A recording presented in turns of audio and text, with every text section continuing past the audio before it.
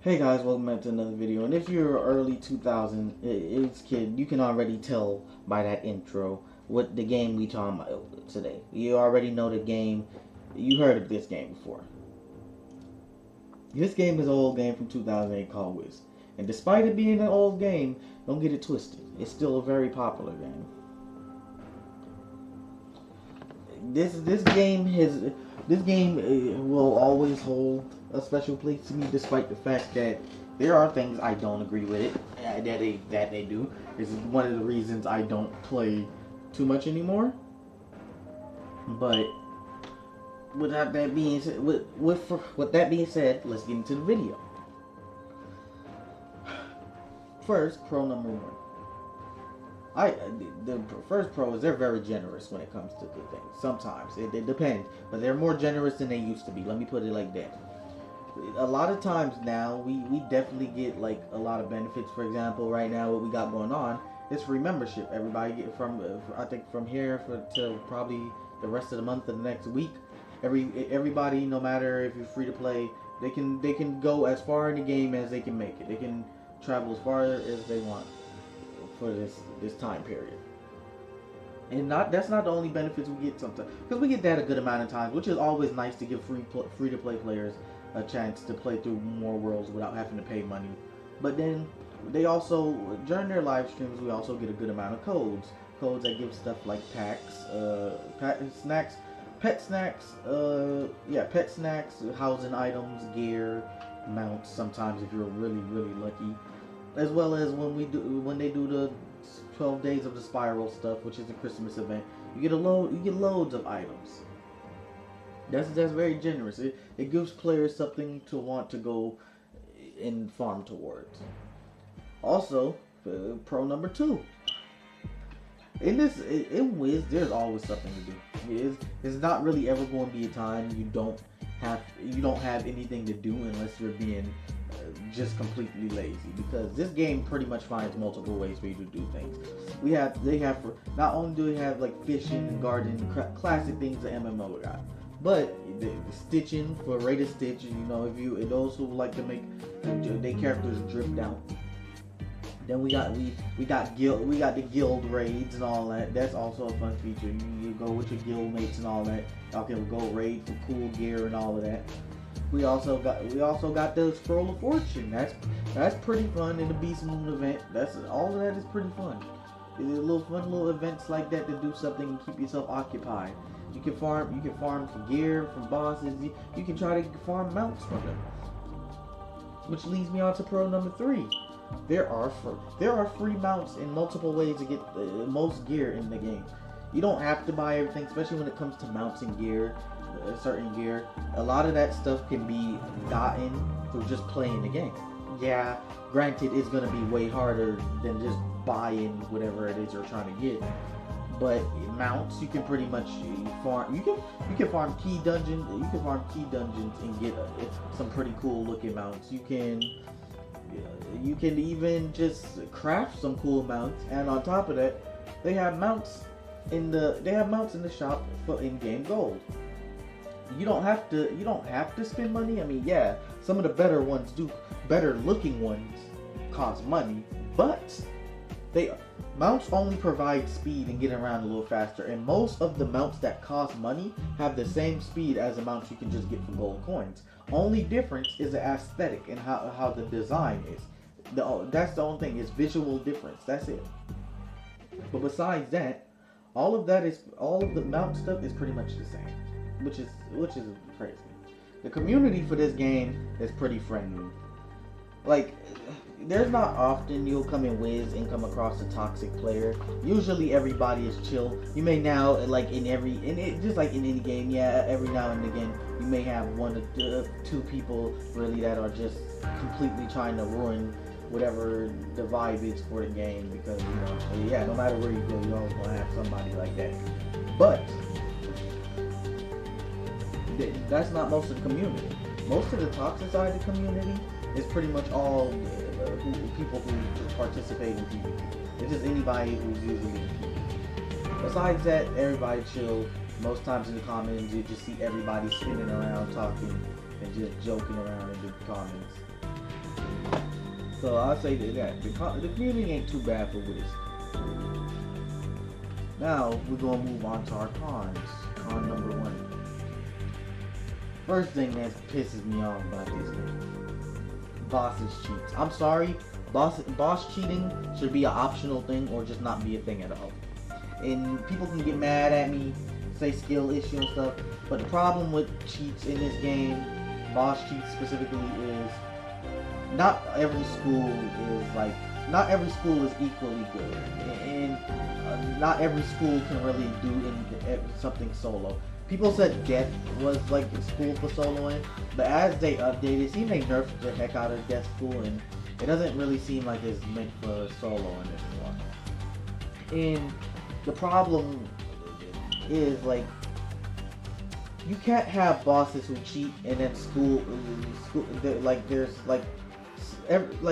only a few schools or like 1 or 2 schools can pretty much solo it. Because even with this boss right here, like I'm saying, this is hard to do because the fact is, look, first of all, they have 2 schools, and one of them is my school, which means I have to convert just to get any extra damage on them. Not to mention there's a 2v1 fight with them having cheats, and on top of that, I'm using Death. If you don't know, each school works differently in this game. Storm is probably the heaviest hitter and the quickest attacker. Fire would probably be a close second, with the fact that not only is it heavy damage and doesn't take too long to get their spells, but it also has burn over time, with the DOT, damage over time. As opposed to the weaker schools like Ice, which stuns don't work on bosses, so half ice stuff is just ineffective since stuns don't work on bosses. Death isn't that great because the fact is, Death takes forever to build up, and when you finally do build up, because how Death works, the more damage you do, the more health you get back from the attack. Even if you get like a good amount of your health back, by the time you done built up that attack, you're pretty much gonna get hit again and take heavy damage. So you either have to hope you can somehow pull off killing before that, or by yourself. And like I said, not every school is created equally, so fighting 2 bosses at once by yourself is a problem. Especially when, I will say this, as much as the game has friendly players, this is one of the biggest cons. There's not people don't really work together in this game. You have to pretty much have friends on this game or know them personally for anybody to really run this type of stuff with you. And that's the problem with games like this. MMO, it's supposed to be online, but it shouldn't feel like I'm forced to have to play with other people just to progress the story because bosses are getting that difficult. If you're gonna make cheat a thing, leave it for hardcore. Leave it for the hardcore mode. Let people who want to do hardcore and have to try to deal with cheats, let them deal with cheats. But for those who don't feel like going through all of that and try and play solo and just continue through the story, I say we don't need boss cheats in this, because this is already annoying fighting 2-on-1 bosses with like 15k health both and 16k health. I can't even hit that in a single hit realistically because of the fact that they'll just nerf it halfway before I can even do that, or kill me before I can even do that. So that's the first con. We're gonna move on to con number 2. Con number 2, membership.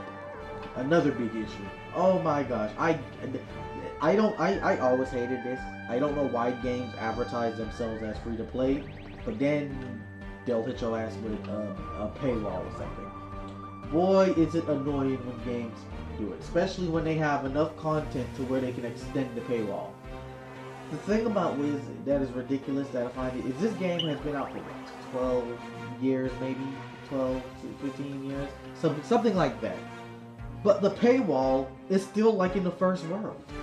And keep in mind, I think we have about 10 to 15 worlds now. Yet, for some odd reason, the paywall hits you so early in the first world, and that's not enough for players to decide whether they even want to buy a membership or get into the game. They barely experience anything worth telling them that they should buy a membership for the game. And I'm not the only one complaining about the membership thing. Everybody has complained about this membership thing for the longest time, that there is no reason why in 2026 we should still be having a paywall in the first world when we have so many worlds and so much content in the game. There's no reason. So we gonna move on to Con 3. With that being said, trading. Oh my god! Now this one isn't a big part. And my issue with this one is this MMO. This game has one of the most limited trading systems ever. The only legit thing you can trade in this game is treasure cards. So real quick for those who don't know, treasure cards are basically just enhanced one-time temporary use versions of a spell card. They're usually a little bit stronger than a normal card, but usually requires more pips and does more damage, or is just a stronger version. Once you use them, they're gone. These are the only things that you can really trade in this game. Think about that. An MMO where the only thing that you can really trade in the game is just temporary spell cards. Like, come on, Wiz, we gotta do better than that. We got to do better than that. There's no trading system for clothes, furniture, nothing else. I'm like, I guess I get it. I don't know if they scared because they think, okay, scams might happen. But at that, then you just need to. That's not an excuse, because at that point you just need to make a trade system where it is where it's nearly impossible or just really difficult to try to scam somebody. Or a warning letting people know not to take shady deals or all that. Or like, that's what I'm saying. Don't just not have pretty much a trade system. I feel like a lot of people want a trade system for certain things, and it's not a thing. It is not a thing, which is like ridiculous. Anyways, let's move on to the next con, and this will be the final con. The final con I have with this game is spell writing? Not spell writing. It's spell writing. I thought so they changed the name. Spell writing. Basically what spell writing is when you have spells and you get a certain amount of them, you can upgrade them. And they have different paths which can usually increase. It either changes what the spell does or increases the damage, stuff like that. And there's many versions. But notice how I can't upgrade or these paths. That's because I need 54 of these in order to upgrade the spell once. And then that goes, keep in mind, this goes up for each spell every time you upgrade it, it goes up more. This is a ridiculous effect, or this is a ridiculous thing in general, because these aren't easy to get. Those are not spellments are not easy to get. It takes forever to get spellments. Yet at that getting the same type of spellment multiple times to the point that you can upgrade it. So it takes forever to even upgrade them once. And yes, there's free. You can buy packs for them, and there is free ways. But even the free ways takes forever. Like a lot of the only people who even I think really focus even on spellments because of just how tedious it is to grind all of the spellments to upgrade your spell is probably only PvP people, because they're probably the only one who have the patience to go through all of that just to upgrade one of their spells for just the sake of the fact that they could probably PvP with it.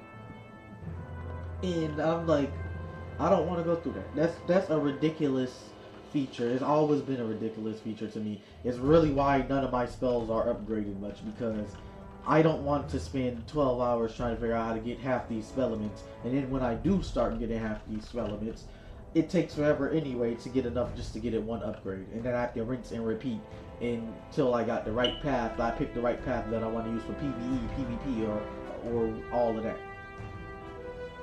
And it's especially annoying when you got spells that used to be good that got really nerfed to the floor. For example, perfect example is Cthulhu. I could have swore it used to do way more I could have swore it did way more damage than 300 without a buff, and yet it looks like they nerfed it.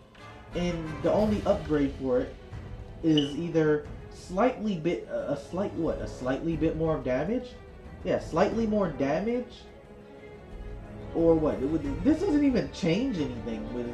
Like, what? This doesn't change anything. What is the point of this one? Look at this upgrade compared to this one. This doesn't even change anything. These two are the exact same. This one, I just don't understand, because this game has a horrible way of explaining what any of these mean. So, God forbid you're not a real person that just knows it, because you would have to literally go to this section of your book and then read through each of these and know what each of these mean and remember what each of these mean in order to even figure out what the spell is trying to do. And that is annoying. And maybe this is just me, but you know, these are my pros and cons about the game. At the end of the day, I still love the game. I grew up with this game, but there are things I don't agree with. Like any game, of course, there's things I don't agree with. There's things I do agree with. I mean, I probably still come back and play this game every now and then, but do I majorly grind it anymore? No.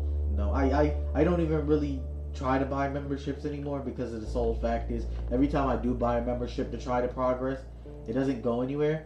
This is the perfect example before this video. I got membership. Then I was stuck on the prophet for the longest time. I beat the prophet, but then right after that I had to fight another boss. I struggled like 2 attempts with that other boss before that. I couldn't beat. I managed to beat him. Now I'm fighting the prophet and that other boss now, and I can't get past them. The boss that I just kept dying to. So that's my point of this game really makes it hard to want to come back. As much as I do come back just for the nostalgia and the fact that it's a childhood game. But with that being said, if you watch all the way through, thank you. Let me know your opinions about the game. Let me know what games you want to see next, or just your opinions in general. I'll see you on the next one.